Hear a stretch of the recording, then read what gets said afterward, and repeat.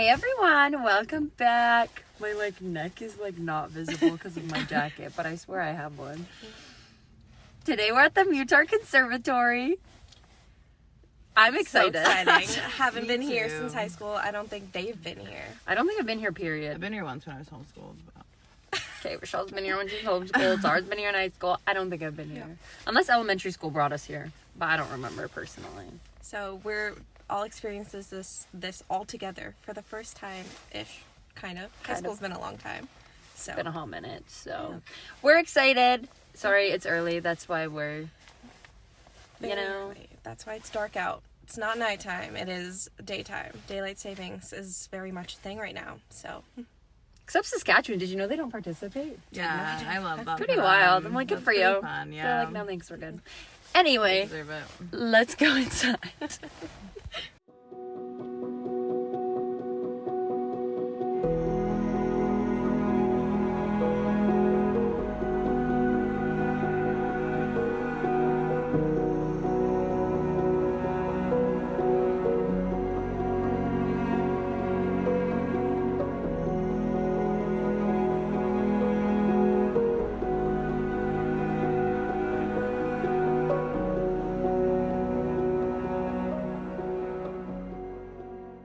All right, good morning everyone and welcome back. Today we are at the Muttart Conservatory with Lauren. Thank you so much for joining us this morning. Thanks, yeah. We will start off with maybe if you could tell us a bit about what you do here at the Muttart. So I am the program coordinator here at the Muttart Conservatory. So what that means is that I focus on a lot of the education programming and public interpretation that happens here at the Muttart. And can you tell us a bit about how do you say it properly? Muttart. So people often think it's Muttart, but it was someone's last name, and so it is Mutt, like a dog, I guess. Mutt and then art together. Yeah. Perfect. Yeah. Thank you. You learn something new every day. I should have asked before we started. No, that's okay. Learning experience. It's something that is very common that people ask all the time. Yeah. And so can you tell us a bit about the Muttart? Sure. So the Muttart Conservatory is essentially an indoor botanical garden. We have 4 different biomes here in the building, and they are different glass pyramids. And we have a tropical biome, a temperate biome, an arid biome, and then one that rotates about 6 times a year. It changes with different exhibits that we hold. Yeah. That's so cool. And how long has it been opened? The Muttart Conservatory opened in 1976, so I believe we're going to be coming up on 50 years here in a few years, so that's really exciting. Yeah. And what can people expect when visiting? There's so much when you even just first walk in from, we've got a gorgeous all-year-round patio here at the conservatory, and you can go and spend time in our domes. You walk in and we've got a Cafe Bloom that you can grab a coffee at, or we've got a cute little gift shop on the right-hand side, and as soon as you come and walk in, we've got this beautiful center court with another glass pyramid in the middle, and artwork in our center court, and a cozy fire to sit at, and then of course the biomes with so many different plants from all around the world, and that's kind of special to be able to transport yourself around. Yeah, kind of like end up somewhere else, forget about the cold weather. Yeah, the snow when it rolls around. Exactly, yeah. And so is there something in particular that is here that if people were to come, you're like, make sure you go to this biome, or make sure you get this drink at the cafe? Like, is there anything in specific that you'd recommend? I mean, I think definitely every time that you visit, each pyramid is going to have changed from the last time that you've seen it, or if you've never been before. Each one is so distinct. I think it's important to get to all of them. However, always seeing our feature pyramid, because it does rotate and change about 6 times a year. So every time you come, there's going to be something completely new. So right now, our feature pyramid is Orchids Through Time. Yeah, so it's not only breathtaking smells as you go in, but just the sheer variety of orchids that we have in there right now is really cool. And the ambiance of it, we've got our pond with koi in it, and all the different displays, and even a little ship. Oh, that's so Yeah. nice. Orchids are beautiful. Wow, I'm so excited. I need to see that. And so we read online that you offer courses as well. Can you talk a bit about the courses that are offered? So we do lots of courses.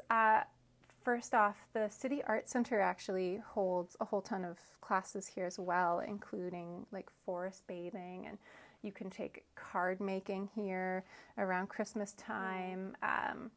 But we also hold our own courses. So we do Flow and Bloom yoga here, where you can come and take yoga in our feature pyramid. Oh my gosh. Yeah, so they'll put music to it as well, and you can do yoga around the plants, which is really lovely.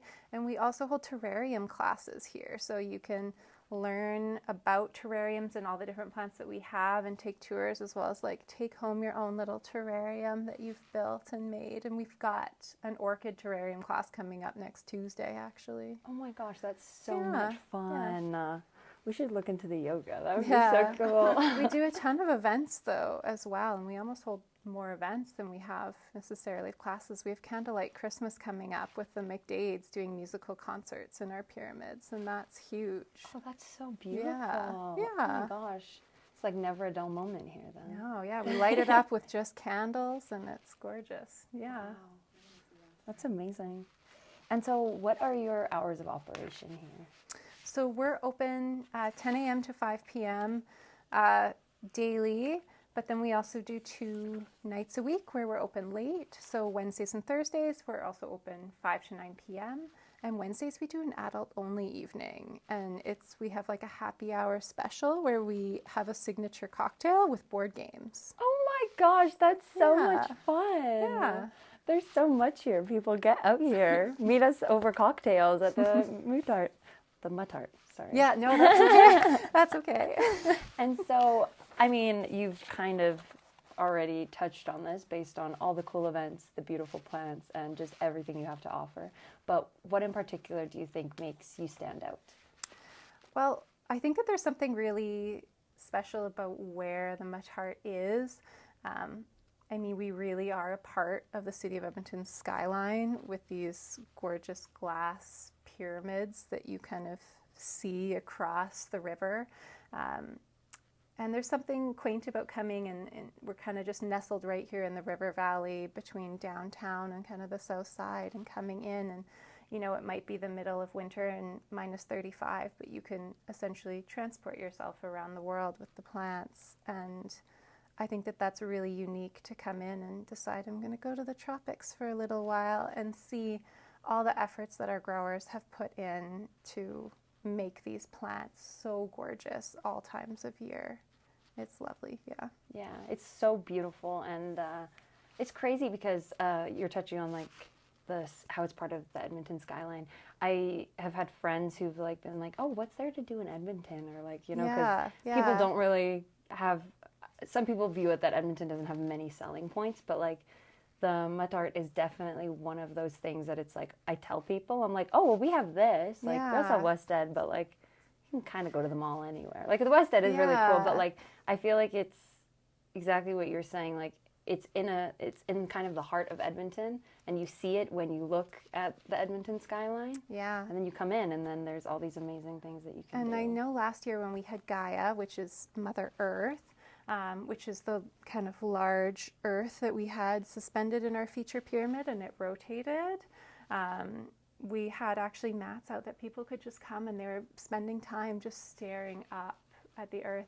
And there were so many photos of Muttart in a distance, and you could see the earth rotating inside of the pyramid, inside of the glass. And those photos were just unbelievable, like just such beautiful architecture, and such a gorgeous art display too.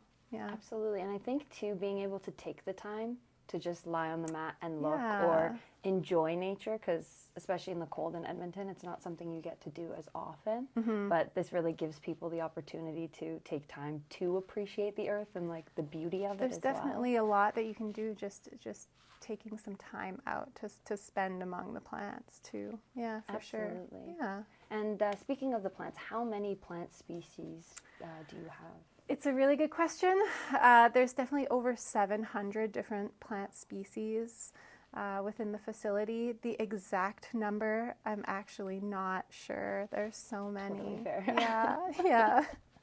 And so different plant species, I'm guessing, I mean, I don't know anything about plants, so this could be very wrong. Fair. But I think they would all need or like require different temperature and like watering periods and stuff like that. So I'm guessing the growers, Yeah. or maybe so that's what the biomes we have are a for? really lovely staff team that works really hard ensuring that all of the plants get the right amount of watering that they need, and all of the biomes, as you'll notice, not only the temperature is different in each biome, but the humidity level in each biome is different, and the amount of moisture that's in each biome is very specific to what the plants need, even just like we have misters that will go off to help. Yeah, so it's definitely, each plant has its own unique needs and adaptations to that climate range. Yeah. For sure. And so it was a bad day to straighten my hair because the mist is going Depends to on hit. how much time you spend in tropical, I For guess. sure. And do you have a favorite flower or plant? You know, I would want to say that I have a favorite flower plant, but I think it's more I have a favorite biome because we have so many different plant species here, and we have a lot of endangered plant species here as well.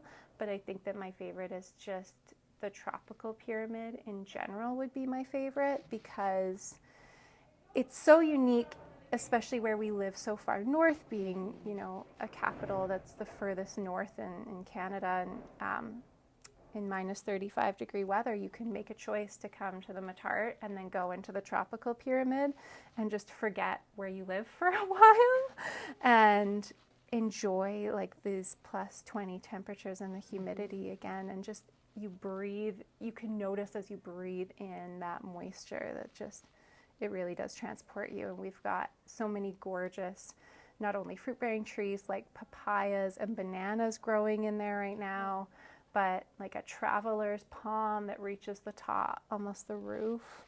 And just the whole pyramid is just so special. Wow. Yeah. It's like a cheaper vacation. you know? Yeah. Yeah. That's so fun. And so you were touching on how you have a feature biome. And so does that biome change like with the season? Do all the, because it's just the one biome that changes? So yeah, so the plants in there are changing seasonally, but we do have it based around themed exhibits. So in the summer we did, we had a builder block exhibit, and we had Lego structures throughout the whole thing, and we had the high level bridge in there built. And this fall, obviously, we have Orchids Through Time, which is a really exciting one. We work with the Orchid Preservation Society, and they have so many varieties of orchids that they've constantly got on display in there, and just the smells is incredible. So we'll have a holiday themed rotation coming up soon here in November that will be with a big Christmas tree, and it'll work with our Candlelight Christmas musicals going on. And then, of course, we do like a winter show and a spring show with tulips. So it definitely flows with the seasons, but it also rotates in the themes too. Yeah. For sure. And has there been an exhibit that has been your favorite so far? Oh, I would definitely say Gaia was just so beautiful anytime that you went in there. And we definitely had those yoga classes running, and we did a couple concerts in there too. And there was something really magical about that time because it was also lit from the inside. So you would go inside the pyramid, and the plants were like glowing off of this gorgeous earth that is rotating, and the light coming out. And you really just wanted to spend a lot of time in there. That sounds amazing. Yeah. And so is there a certain time in particular that you would say is like the best time to come, or kind of all year round? I mean, I would say any time, because we have activities going on at the Muttart constantly. You know, if you're a family and you're looking for something to do with your toddlers, we have programming going on from 10 a.m. to 3 p.m. where we have our imagination station, which is a free play zone for children and families. And we do morning programming called Mornings at Muttart, which is interpreter-led. But you could also just come for lunch and visit in the afternoon, and we do free tours, or you could come for one of the evening programs or classes, or we also have those special events, like I said, and come and do a yoga class. So really anytime that you want to visit, there's always something going on. And I'm sure people can find all that information on your website. Yeah, you can find it on our website. Our classes you can find on Move, Learn, Play. So any registered courses that we've got can be found there. We also have a Facebook and Instagram. Yeah. So there's a lot of places to go to find all the information you need. And so my last question here then will be, do you have a favorite memory at the Muttart? Yeah, so before I actually worked here, I know I had come once when I was a kid and we brought some family from overseas. And I think that that's often what people think that the Muttart is. It's one of those attraction sites that you want to come and show people off when you think about, what is there to do in the city of Edmonton? Okay, well, we'll go to the Muttart and we'll see the plants and we'll bring family. And I remember doing that as a kid, and I don't really remember going afterwards. And I know I did, but it wasn't like a significant memory. But I think that people forget just how often things are changing here and how much new is happening, that now working here, I'm like, wow, I can't believe we never came again. But I just don't think that people think about how much there is that you can do here. So it really makes me realize that I wish I had come more and spent more time to see all the different changes always happening. Yeah, even just sitting down for this conversation, there's so much more than I had thought, because we were discussing in the car, like, which of us have been here before. And Sahar had been here for an art class in high school, and Rochelle came when she was homeschooled, like as a kid. Yeah. And when we walked in, I started vaguely thinking, oh, maybe I did come here on like a school field trip. Yeah. And I think that's probably the one time I came, but we run about 4 or 5 field trips a day, so there's a high chance I did.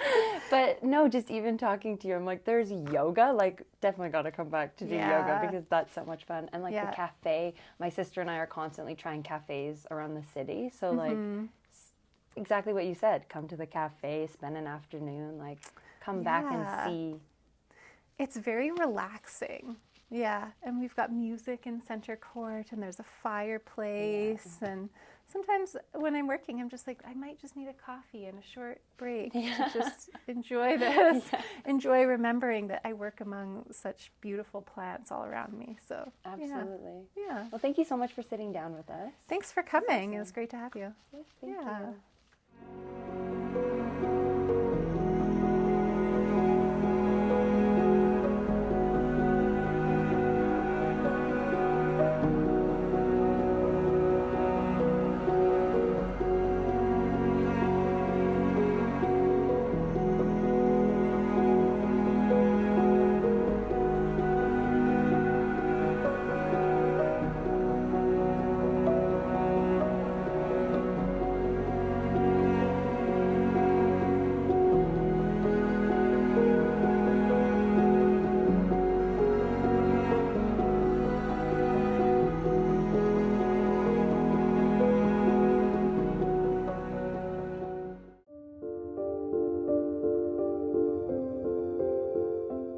This here is one of our 3 main stable pyramids, which is our tropical pyramid.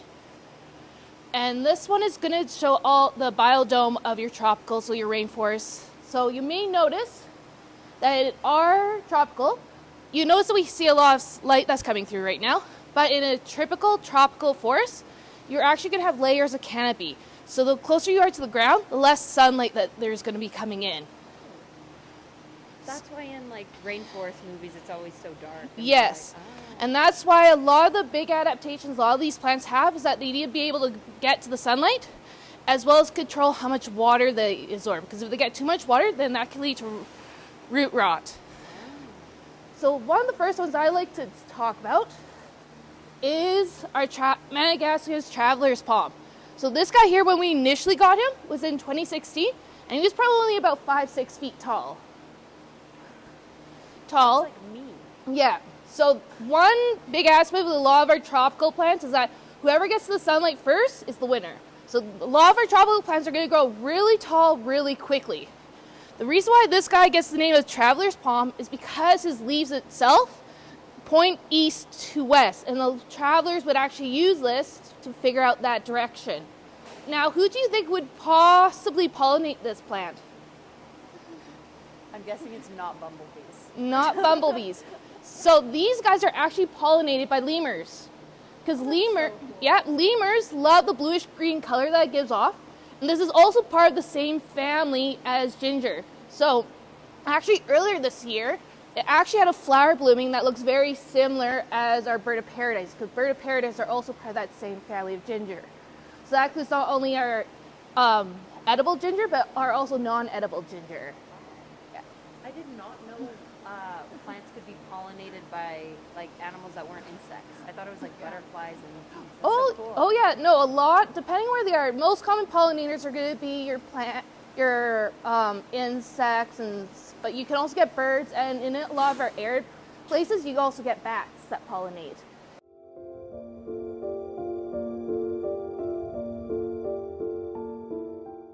Speaking of edible ginger, so this is one right here. So this is a spiral ginger, and it gets that name from how the plant spirals as it grows. This one I also like because if you get a chance to feel the under of the leaf, you'll notice it has a very velvet finish to it. Oh my goodness. Cool. Another plant you'll see very common here as well is a lot of our elephant ears. Here's this guy here. And one thing that makes is that these guys have what's considered dip tip. So what that means is that when it rains, it actually focuses the water to go down the tip so it's away from the plant. So that way the plant isn't getting solely a ton of water when it's raining. And also, these guys also produce enough energy to produce one potato, so you can actually harvest these if you were in the jungle and get that tuber. Now, in our collection as well, we also have 3 different species of banana plants, and this is our first one here. So out of the 3, this would be the one that would produce edible bananas for ourselves. But unlike bananas that you would get in the grocery store, these ones are going to be quite different because they're actually going to have black seeds throughout the whole thing. So they're still edible, but that's how traditionally bananas would be. You have these little black seeds throughout of it. But we as ourselves over time has genetically modified bananas, so we have what we typically would get in the grocery store. And this has a lot of our food type too, such as our cacao, which makes a lot of our chocolate. And what's also interesting too is that the ancient Mayas would not only use this as a food, but they would also use the cocoa beans as a form of currency as well. I'm going to start paying places in chocolate. And sorry, you said this is how you make your chocolate? You guys...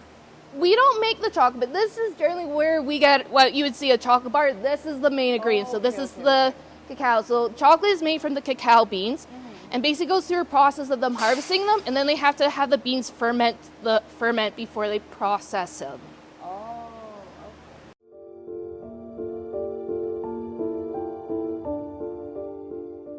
We also have a ton of fruiting trees, such as our papaya.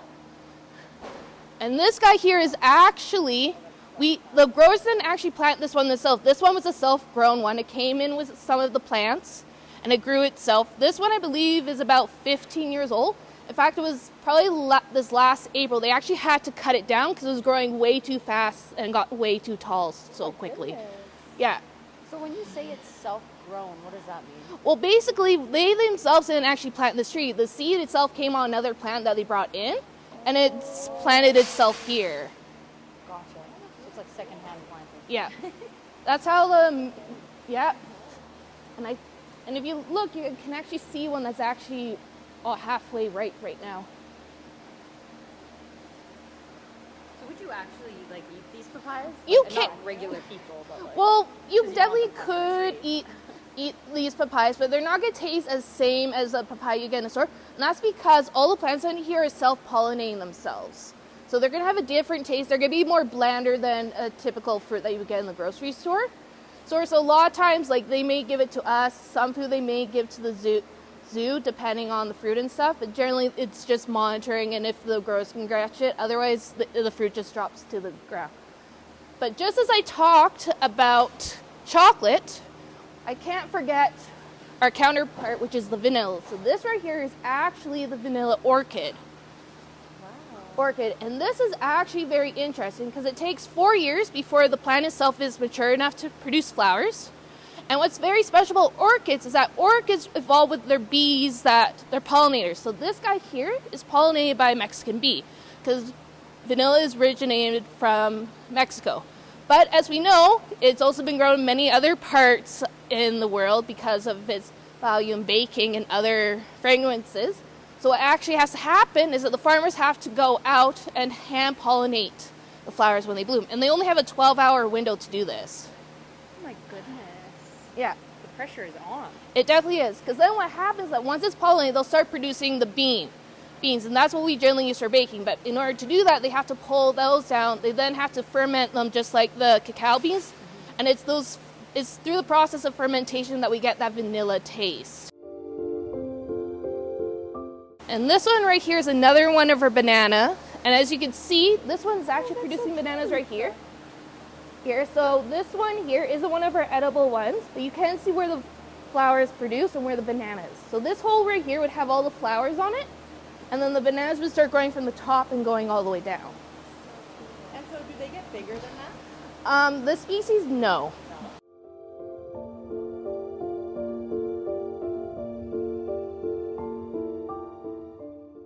But just as we have a lot of foods, we also have plants that produce a lot of the spices that we have, such as our cinnamon tree right here. So where we get the spice of cinnamon is actually from the inner bark of the tree itself. So the way they would do this is that they would cut the outer bark and harvest the inner bark inside. Did any of you guys remember to have your coffee this morning? Yes. Okay, well if you haven't, this right here is our Arabian coffee plant. So when we know that they actually produce berries, and you'll know when they're ready because they'll produce really bright red berries on them, and that's the berries that they're going to be using to process and get the coffee beans from. You're coming home with me. Now, probably the most common plant everyone asks about when we're at the Muttart is our corpse flower.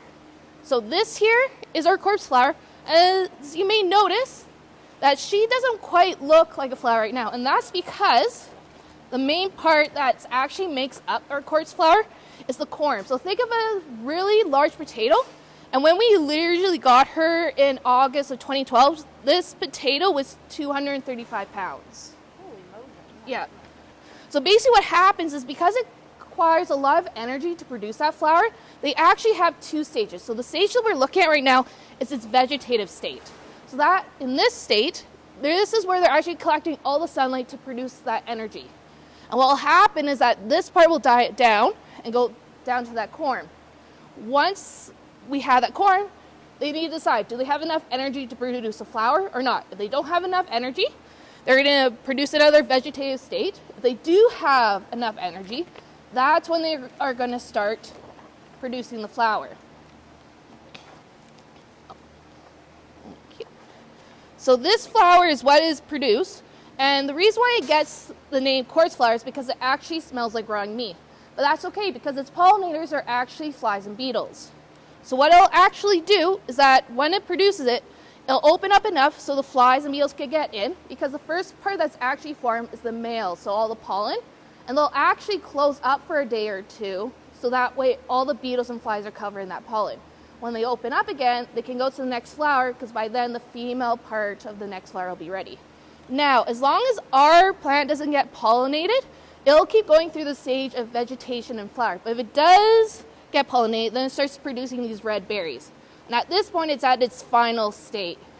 So once it gets to this stage, it will not produce anymore, and it dies off, because it's now put all that energy into producing the red berries, which are then eaten by birds that are then brought to other areas, pooped out, and then produces more corpse flowers. We actually have another one of her cousins, which is also the voodoo lily over here. So this one doesn't, when it does go in bloom, it doesn't smell as potent as the corpse flower, but it does smell. And we also have the jarosette, which is another cousin of the corpse flower. So generally when the quartz flower does go in bloom, the whole pyramid stinks for the next 3 days. Oh my goodness. Yeah. In fact, they actually, when they does start going the process of blooming, they actually have a plant watch party. Because the last time it bloomed was in 2021, and the last time the public would have seen it bloom was in 2018. Wow. Oh wow. Yeah. Yeah, because 2021 was COVID. Yeah.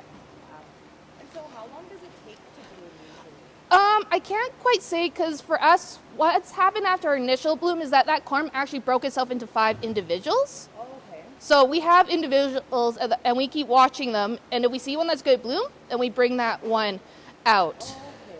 Out. So I can't really give you exact with ours. I know if you look online, it says somewhere between 7 to 10 years in the wild. Yeah. But because we do have 5 individual plants going at the same time, it's hard to tell which one will bloom. For sure. Yeah.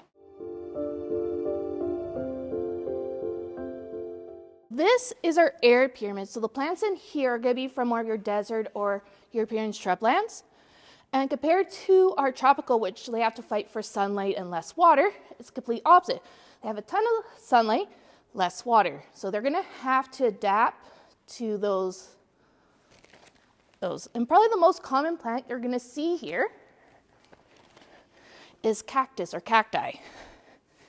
And what they do, they have a few adaptations. First is their needles, which is actually modified leaves. And they do this because by having a reduced surface area, that reduces the amount of water they're going to lose to the atmosphere, as well as having those needles actually creates a little air bubble around them. A lot of air plants as well won't photosynthesize during the day. They'll wait until the evening to do that. So they'll collect all the sunlight during the day and then start producing their food during the evening. And because of that and how resources are very limited, different plants have different adaptations. So a really nice one I like to talk about is our paper plant. So you'll notice that this has many different colors, and it's very similar to the poinsettia, because what's actually changing colors is actually the leaves and not the flower itself. So by putting that energy in the leaves changing color, you don't have to put so much energy in the amount of flowers or how big or fancy the flowers are, because the flowers themselves are actually quite small. And poinsettias use that same adaptation as well. And so are these leaves changing from yellow to green or green to yellow? They're going to be changing from the green to like the white. And then you also have the ones that are turning the purple. So basically the flowers themselves are going to be inside those little purple ones.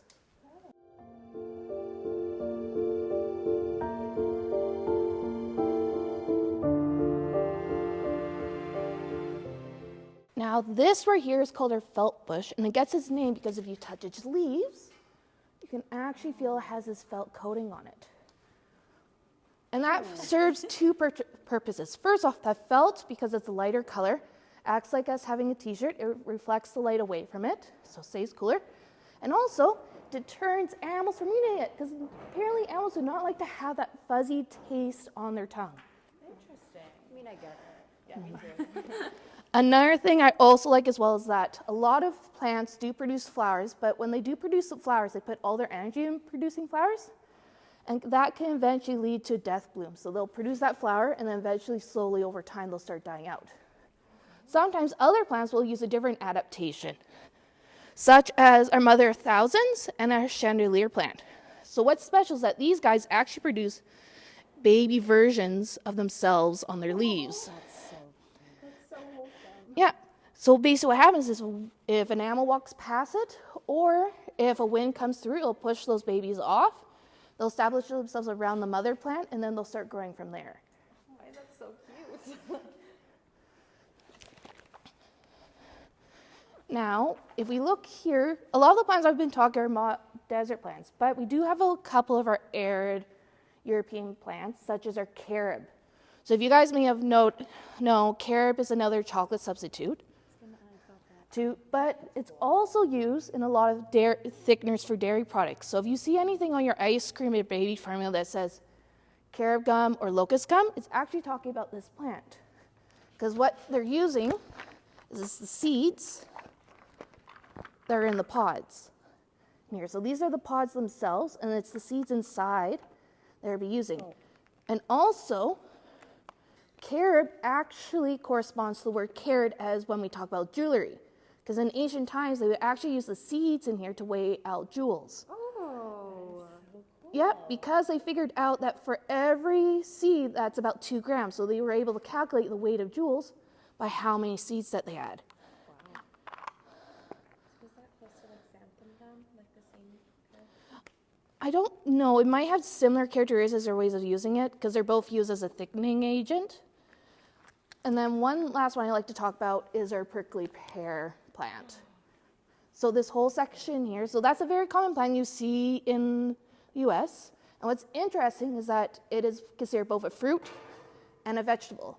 So the first thing that we could tell, as you can see, is all the pink, that is the prickly cactus fruit that you can see that's growing on. But the petals themselves are actually considered the vegetable part. What? Yep, so you can actually cut the petals off, cut them, fry them up, and eat them up. Another name for the prickly fruit pear can also be known as tuna. But not only can it also be edible, but they can also use this to collect insects that are used to make red dye that you see in a lot of food. Oh. Yeah. That's so cool. It's like a 2 for 1. Yes. It's your fruits and veggies. One plant.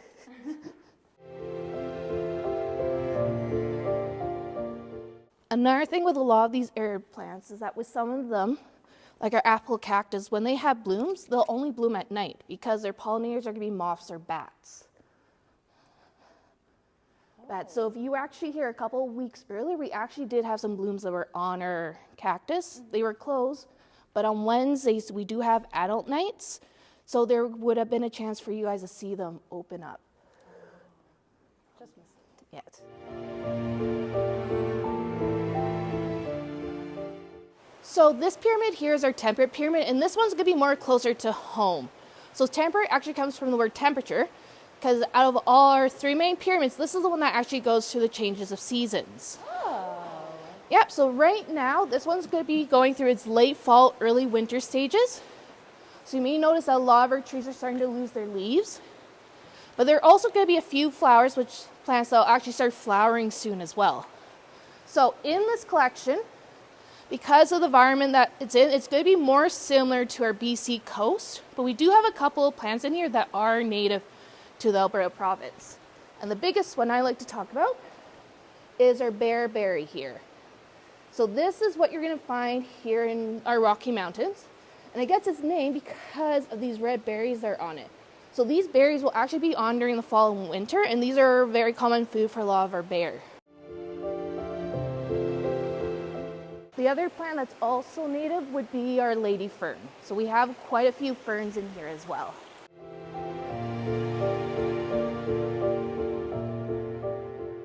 So you may see these ones right here. So these are actually our hellebore, or they're also known as Christmas roses. So these are one of the few plants that are actually going to start blooming during the winter time, and they'll produce these lovely blooms right here. Yeah. In medieval times, they were actually used as a way to get rid of evil spirits, as well as protecting animals. They were also used as a medicine, but that has been used because they are also poisonous. Oh my gosh. Yes. They thought for a long time that if you use a poison with another poison, the 2 poisons would cancel out. Not quite worked. In fact, they actually think that the medication that was used to help Alexander the Great may actually had hellebore in it, so that could have led to his death. That's so interesting. I did not know that. What's also interesting in this pyramid is that we actually have a few specimens that are actually prehistoric. So they would actually have been grown around the time of dinosaurs. And probably the biggest one, which is a prize one in here, is going to be our Wallamine pine. And the reason why is because these ones right here, we got 2 individuals. And that's because at one time we actually thought that they were extinct. It wasn't until 1994 where a warden in Australia actually came upon a forest that had 100 individual of these. Oh my god. What a good find. Yeah. So where those are actually makes the Wallamine National Park in Australia. And we were actually kind enough for Australia to send us 2 of their individuals up to us. Aww. Love Australia.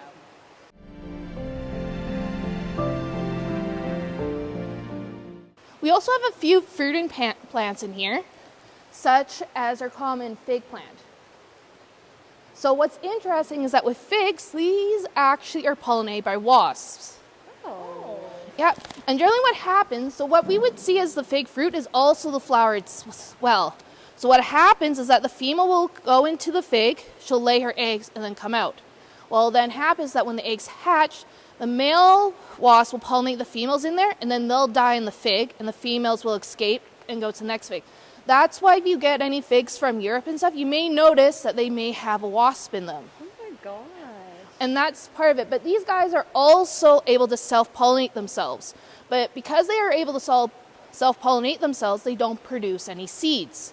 So that way if you get any figs that are produced or grown in North America, they won't have any seeds because they don't have that relationship with the wasps.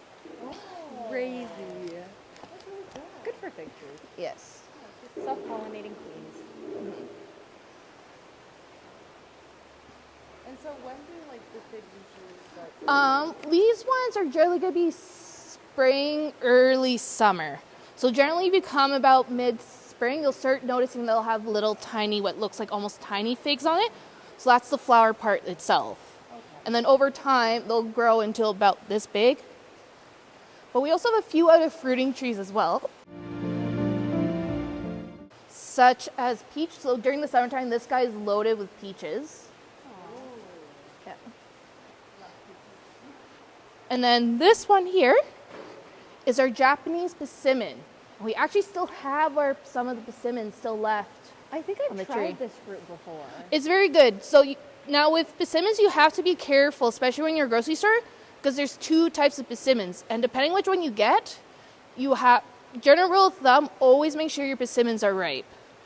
Right, and the reason why, so this one here would be considered more of a sweet persimmon because it has more of a tomato shape. But there's also another type of persimmons that has more of an acorn shape. And if you don't allow that one to ripen before you eat it, it actually can cause your mouth to get very dry and misty and stuff because of the tannins inside of it. Oh, really? Yeah, and not only that, since it's not ripe, those tannins will not only cause your mouth to feel weird and stuff, but it'll react to your acid in your stomach, and you'll start actually getting these plant lumps in it. And if they get really big, could actually cause you harm, and you would have to go to the hospital. It's like the human plant equivalent of like cats having hairballs. Yeah. I did not know that. So Yeah, like these ones are okay because they're more of that tomato shape. But if you ever see that look more like acorn shape, make sure they're fully ripe before you start eating them. Oh, and it looks like we still got a couple pomegranates. no way. Yeah. Pomegranates are so good. Yeah, that's another winter type of food. Same with our persimmons. So persimmons and pomegranates would be a fall winter type of fruit that you'd be seeing. And these generally work because at the very end, that's where the flower is, and then the fruit forms above where the flower was. Oh, I did not know that. Yeah. By the time I get to them, they're just like a tiny little nub on the end. Yeah. That makes sense.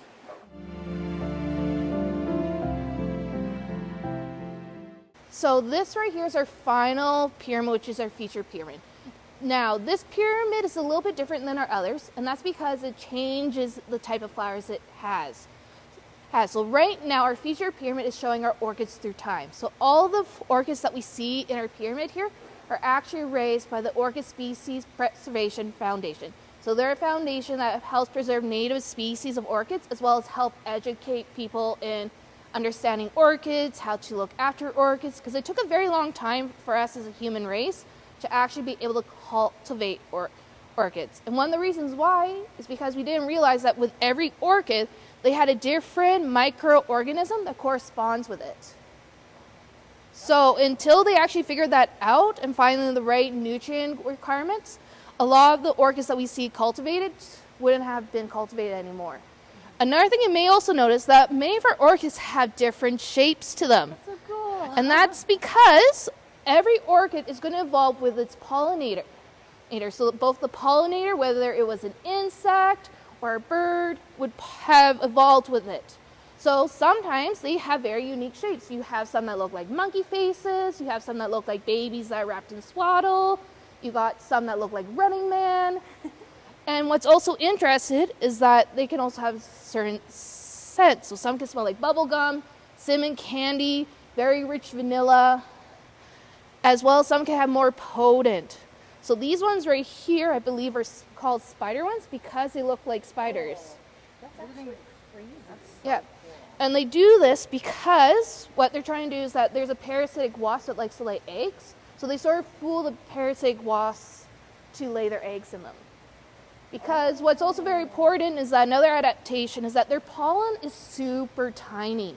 So what they actually do is that with their pollinator, they actually make these pollen gum things that are super sticky, and those will help them stay on the pollinator as it goes from plant to plant. Okay. Another thing with our orchids as well is that a lot of our orchid species are going to be epiphytes. Epiphytes is a word that we use when we talk about a plant that's actually growing on another plant. So a lot of species of orchids are actually going to be growing on trees, other plants. There's only a few small percentage that are actually ones that grow in the soil, such as our moth orchid, which is probably the most common image that most people see when it comes to when they talk about orchids. So these right here are all the moth orchids here, and what's very special is that these guys have been cultivated for certain characteristics. First one, they have a way longer bloom than a native species. Most native species will only be in bloom for a few days to a week or two. These guys here could be in full bloom for months at a time. Oh, wow. And they're also bred for their size and their color as well.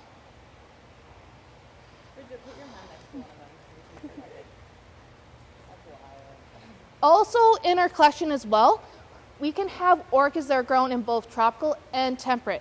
So any of the species that we have that are growing around our misters, these are all our temperate species, while the other species that surround us are all our tropical species.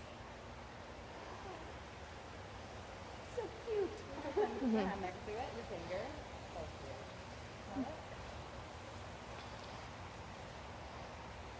cute. Unique. Now, because all these orchids look very different, it took a while for them to figure out what made them all a family. And one thing that makes them all part of the same family with it is the orchid ACA, is a very special membrane that separates both the female and the male reproductive system. So it'd be right about here. It's a very thin, you wouldn't be able to see it all, but it would be separating both the male and female. And it's just this really thin membrane in the column. And just as we could have really big orchids, we can have really tiny orchids. So we actually have a few micro species of orchids. So these are all the micro ones that we have. And like I said, when they produce flowers, they're even smaller than my fingernail when they produce flowers. Oh my gosh. Mm-hmm. Oh, they're so cute. Yes.